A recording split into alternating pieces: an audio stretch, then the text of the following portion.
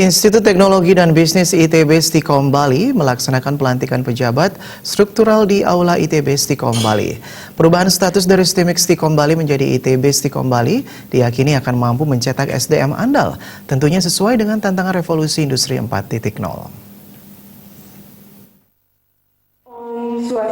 Pelantikan pejabat struktural Institut Teknologi dan Bisnis ITB Stikom Bali dilaksanakan di Aula ITB Stikom Bali. Pejabat yang dilantik diantaranya adalah Rektor ITB Stikom Bali, Wakil Rektor Bidang Akademik dan Kemahasiswaan, Wakil Rektor Bidang Sumber Daya dan Informasi, Ketua Lembaga Penjaminan Mutu Internal, Dekan Fakultas Ilmu Komputer, para Direktur dan Kepala Lembaga, para Ketua Program Studi dan Kepala Bagian.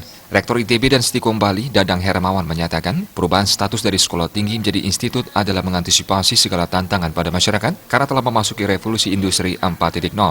ITB Stikom Bali ke depannya akan membuka prodi-prodi baru sesuai dengan permintaan masyarakat. Prodi-prodi baru yang akan dibuka tentunya berbasis digital sesuai dengan perkembangan saat ini.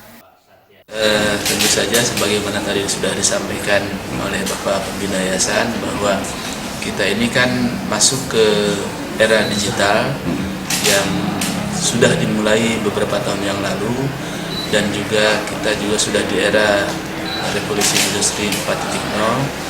Maka semua kegiatan yang ada di Stikom Bali ini harus berpijak kepada di situ. Makanya dilantik atau ada penambahan atau pengembangan status atau perubahan bentuk dari sekolah tinggi menjadi institut ini, salah satunya untuk mengantisipasi dinamika masyarakat yang masuk ke revolusi industri 4.0 itu.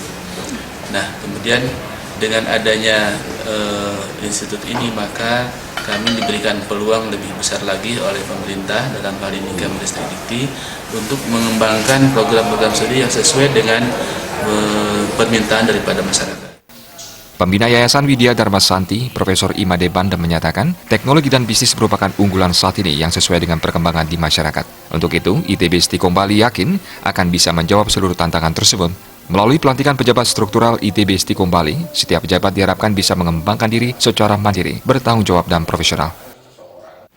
Ya, lagi-lagi ini karena kita tidak bisa lepas daripada perkembangan teknologi dan juga bisnis. Kedua bidang ini sekarang kan menjadi unggulan daripada bangsa kita sesungguhnya ya. Jadi kalau anak-anak itu memiliki pengetahuan yang cukup mengenai bisnis dan teknologi, mereka tidak harus menggantungkan diri pada pekerjaan dari pemerintah dan gitu, ada kabupaten, kota atau provinsi, mereka bisa menciptakan pekerjaan sendiri ya, sendiri, bahkan bisa mempekerjakan teman-temannya ketika mereka menguasai cukup ya kemampuan di bidang teknologi dan bisnis ini.